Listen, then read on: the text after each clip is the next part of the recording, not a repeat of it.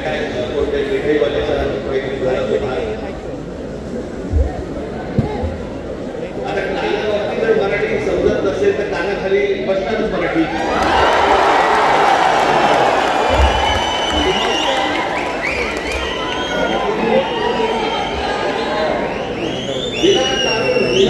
काहीतरी काढत असतात. साधा छोटा प्रसंग होता तो.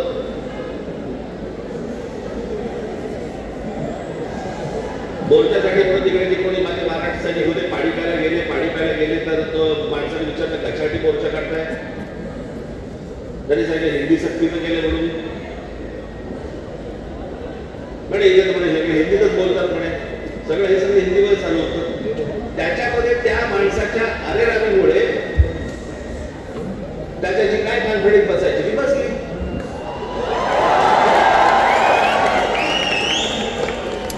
मला काही त्या सगळ्या व्यापाऱ्यांनी बंद पुकारला. तुमच्या मार्गी होती अजून नाही मारली आहे.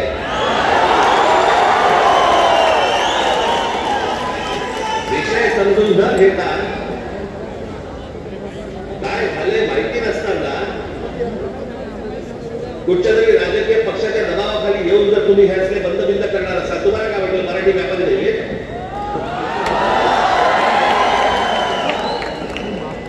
दुकान बंद करून किती काळ राहणार?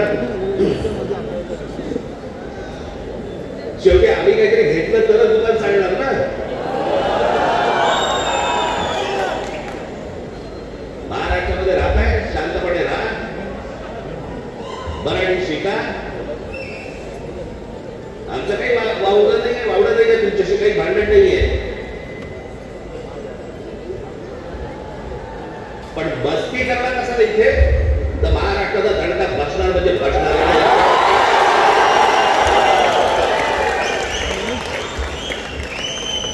तर काय विषय होता? पहिली ते पाचवी राज्य सरकारने म्हणे हिंदी कंपल्सरी, म्हणजे हिंदी भाषा शिकलीच पाहिजे. त्याच्यानंतर खरं हे सगळं सुरू झालं.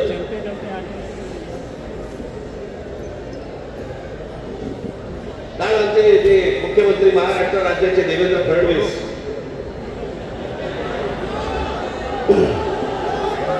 त्यांनी काल सांगितलं म्हणे तिसरी हिंदी भाषा आम्ही सक्तीची करणार म्हणजे करणार. आता राज्य सरकारला जर आत्महत्या करायची असेल तर त्यांची बेशक करावी.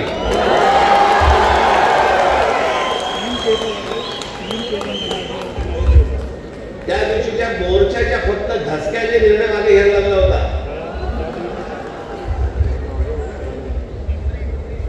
फडणवीसजी तुम्ही सांगताय ना की तिसरी भाषा आम्ही सक्तीची आणणार म्हणजे आणणार.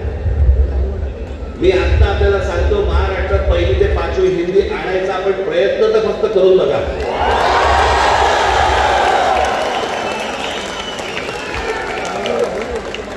दुकानाला एक शाळाही बंद करेल.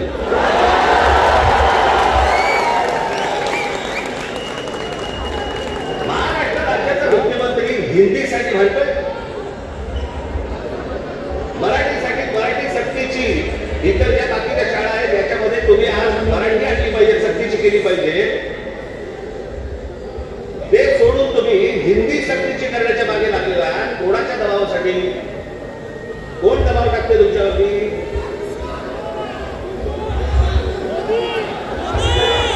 हे केंद्राचं पूर्वीपासूनच आहे, काँग्रेस असल्यापासूनच आहे हे सगळं.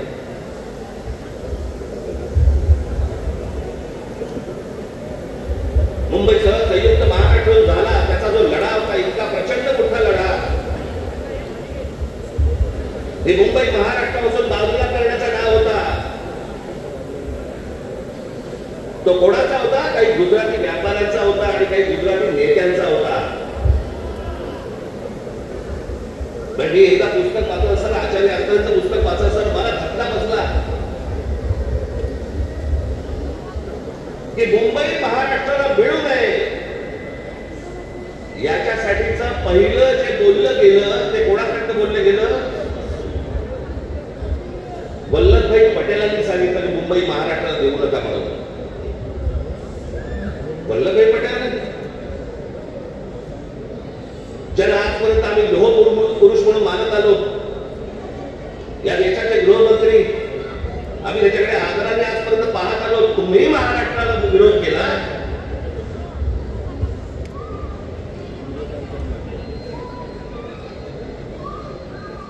ज्या ज्या वेळेला महाराष्ट्रामध्ये आंदोलन झाले त्या त्या वेळेला मोरारजी देसाई गोळीबार करून लोकांनी ठार मारले होते, मराठी माणसाला ठार मारले होते इथे महाराष्ट्रात. गेले अनेक वर्षांचा ह्याचा मुंबईवरचा डोळा आहे, अनेक वर्षांचा. हे सहज नाही होते सगळ्या गोष्टी. मी त्या दिवशीच्या माझ्या भाषणामध्ये मी म्हटलं ना, हे चाचपडून बघताय, तुम्हाला चाचपडून तपासून बघताय की हिंदी भाषा आणली, बघू महाराष्ट्र विरोध करतोय का, बघू मराठी माणूस पेटतोय का, बघू मराठी माणूस जिवंत आहे का. आणि तो जर शांत दिसला तर हिंदी भाषा आणणं ही त्यांची पहिली पायरी असेल. आणि हळूहळू हळूहळू हळूहळू या सगळ्या गोष्टी करून मुंबई ताब्यामध्ये घ्यायची आणि ती गुजरातला मिळवायची, हे ह्यांचं स्वप्न आहे.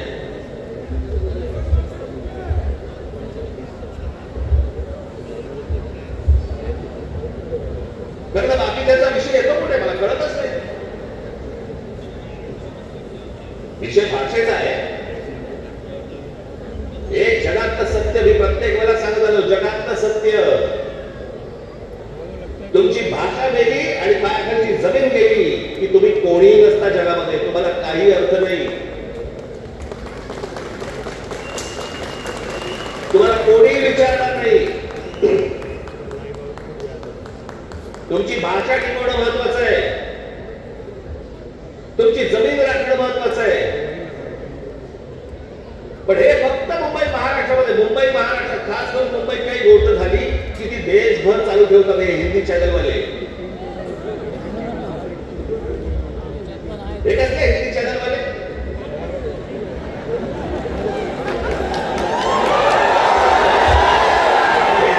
या सत्ताधाऱ्यांच्या चपलेखालची ढेकळे की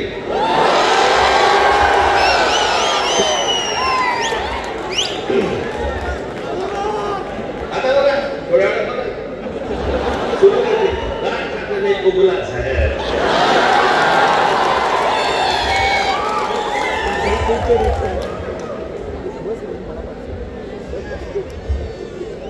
फक्त मुंबईत काही झालं, महाराष्ट्रात काही झालं तर हे सगळे हिंदी चॅनलवाले जाणून बुजून कोणाच्या तरी सांगण्यावरून, कधीतरी स्वतःच्या मनातून, स्वतःच्या रागातून हे पेटून उठतात.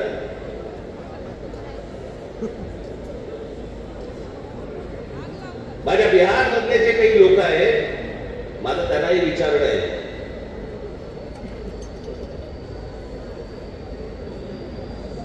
की इथे मी आता आणलंय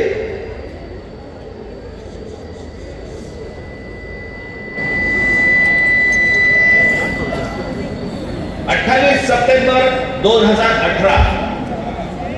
ऐका नेमकी काय बोलतोय.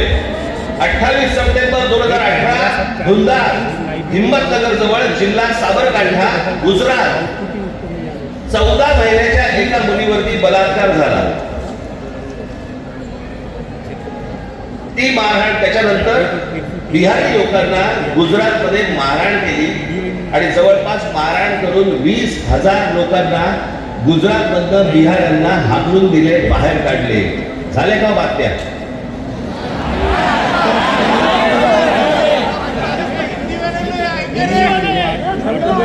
कुठेही बातम्या दिसणार नाही. हा माणूस त्याच्यानंतर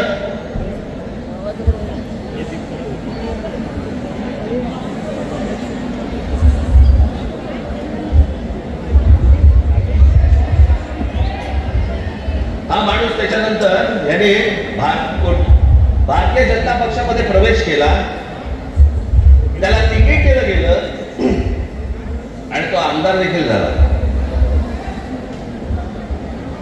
म्हणजे यांच्या राज्यामध्ये हे वाटेल ते करणार, बाहेरच्या राज्यांमधली लोक आतमध्ये घेणार नाहीत, त्यांना मारणार, हाकलून देणार.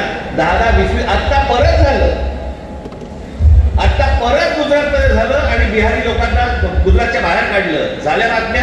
नाही झाल्या. इथे एका मिठाईवाल्याच्या कानफडीत बसल्यावरती देशाची बातमी म्हणते.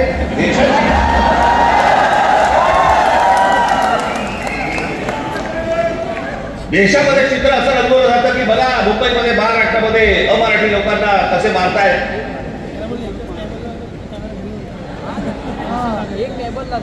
हे काय प्रकारचं राजकारण सुरू आहे देशामध्ये, आपण लक्षात घ्या.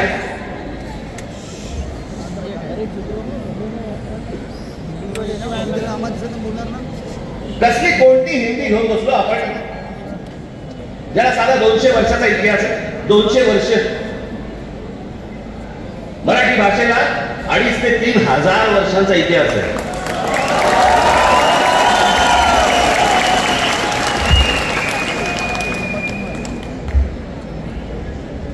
मराठी भाषेला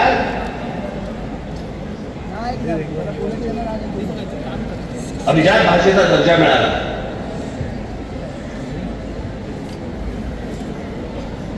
या शिवतीर्थावरती इथे मुंबईला पंतप्रधान नरेंद्र मोदींच्या समोर मी त्यांना सांगितलं होतं माझ्या फक्त 5 गोष्टी आहेत, 5 अटी आहेत गोष्टी. त्यातली एक पहिली, मराठीला अभिजात भाषेचा दर्जा तुम्ही द्या. पंतप्रधान झाल्या दर्जा दिलाय, वर्ष झालं, 1 रुपया नाही आलाय. हिंदी भाषेला म्हणजे गंमत बघा, एखाद्या भाषेला जर समजा अभिजात भाषेचा दर्जा द्यायचा असेल तर त्याला कमीत कमी 1400 वर्ष जुनी ती भाषा पाहिजे. बरोबर? ही अट आहे कमीत कमी. म्हणजे हिंदीला अभिजात भाषेचा दर्जा मिळायला अजून 1200 वर्ष आहेत. 1200 वर्ष आहेत. आणि ती भाषा तुम्ही आमच्या लहान मुलांवरती आमच्यावरती लादणार. हिंदी या भाषेमुळे हिंदी चित्रपट सृष्टीतल्या नटनट्यांचं भलं झालं, ह्याच्या पलीकडे कोणाचं भलं झालं तर सांगा मला. नाही, साधी गोष्ट आपण बघूया की उत्तर प्रदेश, बिहार, मध्य प्रदेश, राजस्थान इथे हिंदी बोलली जाते. मग हे लोक उठतात आणि महाराष्ट्रामध्ये नोकरीसाठी काय येतात? जर हिंदी भाषेमुळे जर तुमचंच भलं झालं नसेल आणि तुमचीच राज्य मोठी झाली नसतील आणि तुम्हाला जर दुसऱ्या प्रदेशामध्ये जाऊन जर समजा तिकडे येऊन नोकऱ्या कराव्या लागत असतील, नोकऱ्या मागाव्या लागत असतील, गुजरात सारख्या राज्यामध्ये जाऊन तिकडे जर समजा तुम्हाला भात खावं लागत असेल, हिंदीने काय भलं केलं तुमचं? कोणती भाषा घेऊन बसलो आपण? आणि त्या भाषेसाठी म्हणून महाराष्ट्राचा मुख्यमंत्री पेटलाय. मला कारणच नाही कळलं.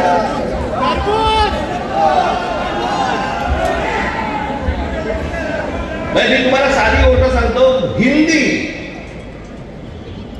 ही या देशात कोणाचीही मातृभाषा नाही.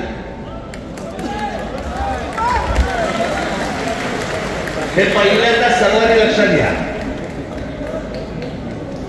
ज्याचे काल परवाकडे कानफडीत मारले ना त्याला विचार तुझी मातृभाषा कुठची?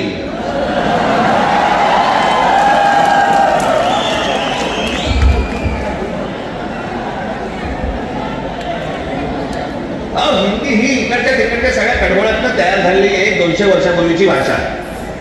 बाकीच्या सगळ्यांना केवढ्या जुन्या भाषा आहेत. उत्तर प्रदेश, बिहार आता समजलं पाहिजे, राजस्थान आता समजलं पाहिजे. मी आता एक आणलं इथे उदाहरणार्थ बघा,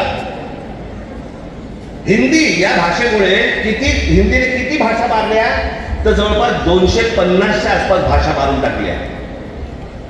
त्याच्यामध्ये कांगरी, गडवाली, कुमाऊनी, अवधी, हरियाणवी, ब्रज, भोजपुरी, मगधी, बाघेली, छत्तीसगढी, बुंदेली, माळवी, भिल्ली, नागरी, बागरी, मारवाडी अशा अनेक भाषा आहेत.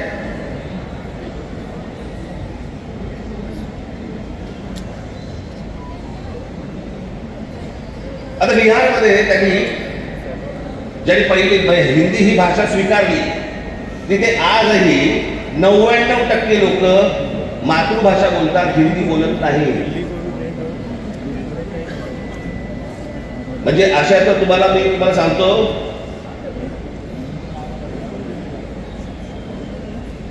हनुमान चालीसा आहे ना, हनुमान चालीसा ज्याला तुम्ही हिंदी म्हणता ते अवधी आहे, हिंदी नाही.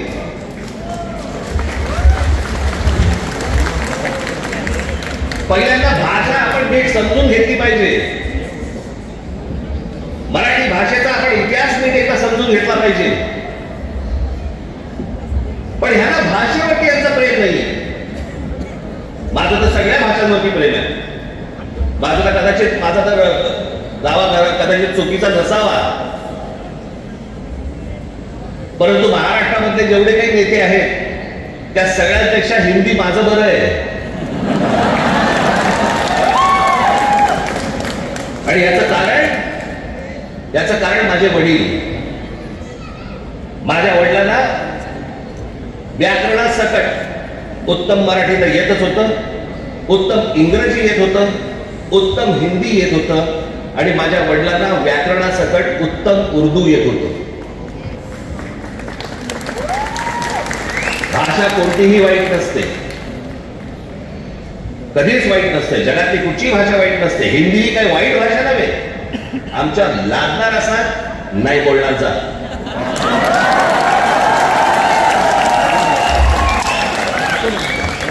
आणि लहान मुलांवरती तर नाहीच नाही. काही विषयच येत नाही या गोष्टींचा. त्यांचं राजकारण काय चालू आहे ते पहिले बघा तुम्ही. हे या सगळ्या गोष्टी मी तुम्हाला आता सांगतोय. मी माझ्या पत्रामध्ये पण दिलं होतं, आम्ही हिंदू आहोत, हिंदी नव्हे.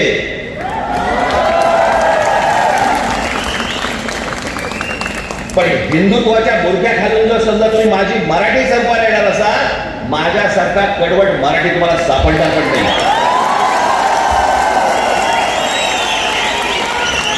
हिंमत असेल तर हात लावून दाखवा तुम्ही. आणि हे सगळं षडयंत्र म्हणून एक समजून घेतलं पाहिजे. षडयंत्र मुंबईला जर हात लावायचा असेल तर ह्या ठिकाणच्या सगळ्या मीरा भाईंदर पासून तिथे पालघर पर्यंतच्या सगळ्या जेवढ्या मतदारसंघ आहेत ते मतदारसंघ ह्यांना अमराठी लोकांचे करायचे.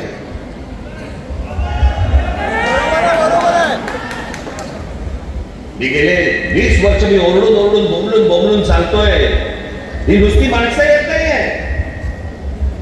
हे नुसते इमारतीमध्ये माणसं येत नाही आहेत. इमारती उभा राहतात आणि बाहेरची माणसं येत आहेत, इमारती उभा राहतात आणि बाहेरची माणसं येत आहेत. नुसती माणसं नाही येत आहेत, हे मतदारसंघ बनवत आहेत. हे मतदारसंघ बनवून तुम्हाला हटवणार, तुम्हाला लांब फेकून देणार. उद्या हे काय सांगणार, अरे बघा ना आमचाच खासदार, आमचेच आमदार, आमचेच नगरसेवक, आमचाच महापौर. असं करून हे मुंबईपर्यंत पोहोचणार. आणि हा अख्खाच्या अख्खा पट्टा हा सगळा गुजरातला मिळवण्यासाठीचे सगळे खटाटोप सुरू आहेत. हे आज नाही, हे पूर्वीपासून सुरू आहे. पूर्वी त्यांनी तर जाहीररित्या सांगितलं होतं, पण आता कसं आहे, आता हे लपून छपून हळूवार पद्धतीने या सगळ्या गोष्टी सुरू आहेत. हे काय षडयंत्र हे आपण नीट ओळखा, समजून घ्या. हा सहज आलेला माज नाही. हा हे ज्या तुमच्या अंगावरती येतात आणि तुम्हाला सांगतात नाही मराठी नाही बोलणार, आम्ही नाही बोलायचे, हा जो माज आहे ना, हा माज तिथून आलेला आहे. तिथून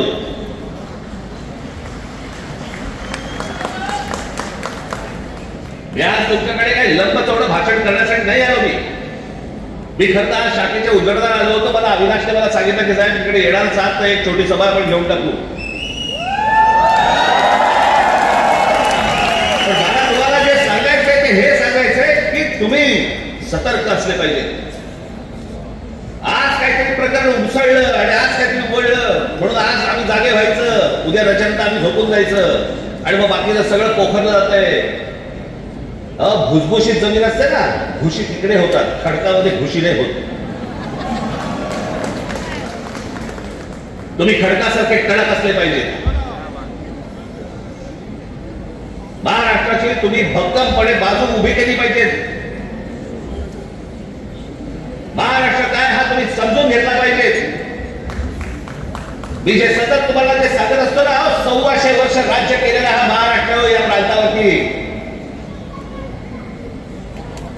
मी अनेकदा बोलत आलो, तुम्हाला सांगत आलो की ह्याला पर्शियन लोक ह्याला हिंद प्रांत म्हणत. छत्रपती शिवाजी महाराजांची घोषणा पण काय होती? हे हिंदवी स्वराज्य व्हावे ही नव्हती, हे हिंदवी स्वराज्य व्हावे ही होती. या हिंद प्रांतावरती आमची सत्ता असावी. हा संपूर्ण हिंद प्रांत आमच्या हातामध्ये असावा. बाहेरच्या येऊन आमच्यावरती इथे सरकार स्थापन नाही करायची. आम्ही कोणी गुलाम नाही आहोत. या प्रांतावरतीचा अधिकार कोणाचा असेल तो आमचा आहे. आणि 1400 वर्ष या मराठेशाहीने जे राज्य केलं, ज्याला आपण म्हणतो ना आटकेपार आणि झेंडे फडकवले. आटकेपार झेंडे फडकवले म्हणजे काय? आजही मला असं वाटतं पाकिस्तानच्या वायुव्येला नैऋत्येला तो अटक नावाचा किल्ला आहे, त्या किल्ल्यावरती भगवा ध्वज फडकला. ते अटक किल्ला, तो अटकेपार झेंडे फडकवले. आम्ही कितपर्यंत पोहोचले होते मराठे? तो महाराष्ट्र हतबल आहे. तो महाराष्ट्राच्या समोर हात पसरतोय. आम्ही भिका मागायच्या आम्हाला न्याय द्या म्हणून. तुम्ही या महाराष्ट्राचे राजे, तुम्ही या महाराष्ट्राचे मालक. बाकीची माणसं बाहेर आली ती तुमच्यावरती रुबाब करणार आणि आम्ही हतबलतेने त्यांच्या समोर बोलणार, अरे नाही नाही भाई साहब ऐसा मत का.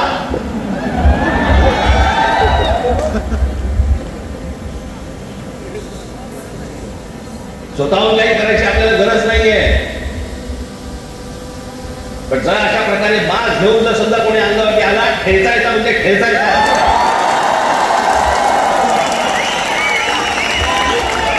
त्या दिवशी तो कोणतरी भारतीय जनता पक्षाचा एक खासदार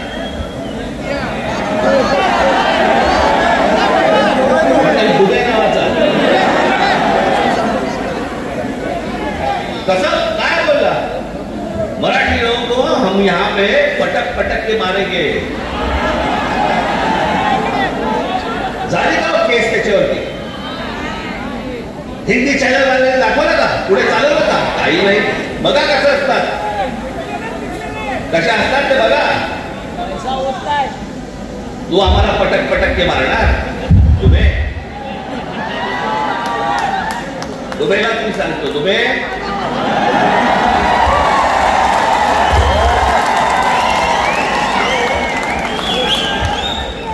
तुम मुंबई में आ जाओ.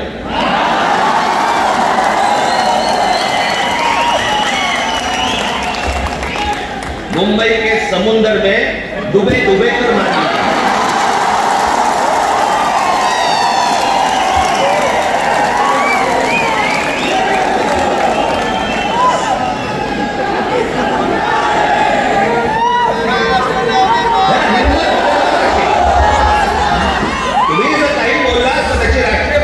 तुम्ही जर कुठची मराठी माणसाबद्दल काही गोष्ट बोलला ती राष्ट्रीय बातमी, पण हे ज्याला बोलतात त्याला त्यांना माहिती असतं सरकारांच्या मागे आहे.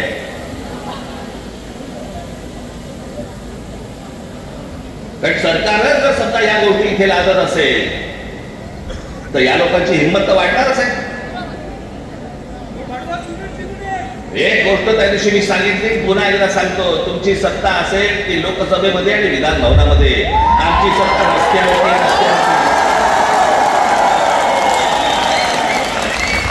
काय नाही. 56 इंचाची तुम्ही पण छाती बाहेर काढून फिरा.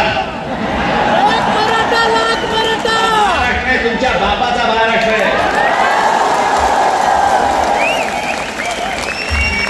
परत कोणी जर महाराष्ट्रामध्ये वेडावाकडं वागायचा प्रयत्न केला, माझा महाराष्ट्र सैनिक त्याचा गाल आणि त्याचा हात या सगळ्या गोष्टींची युती झाल्याशिवाय राहणार नाही.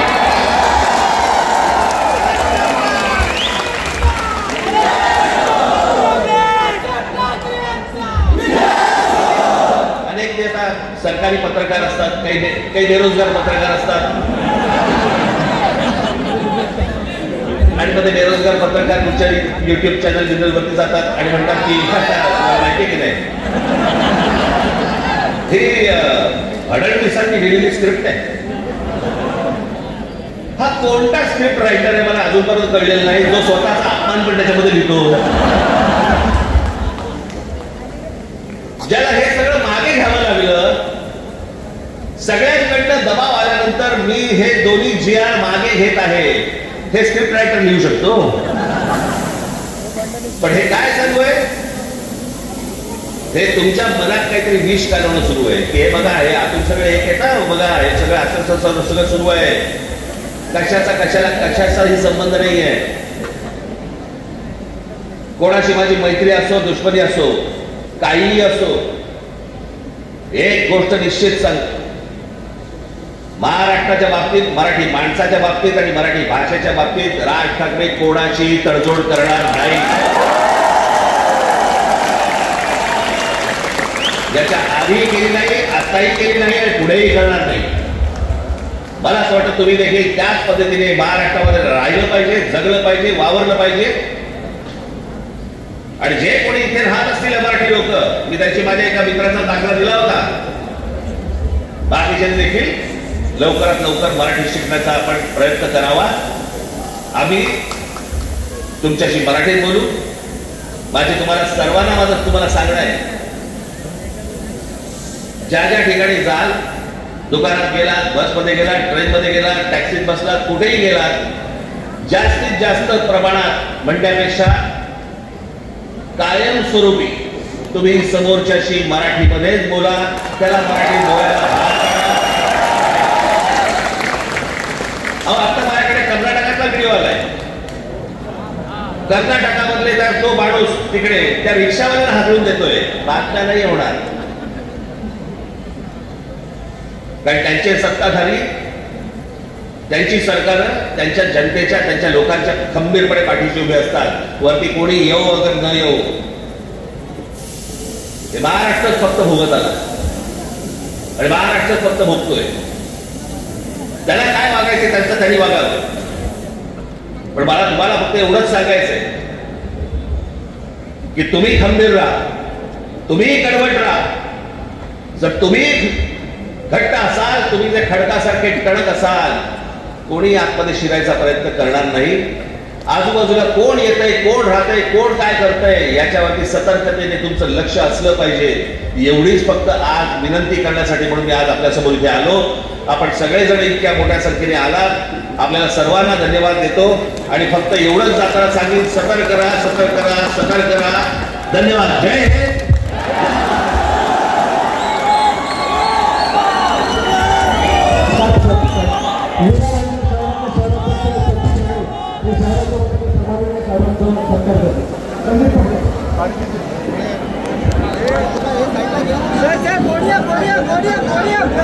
Saya,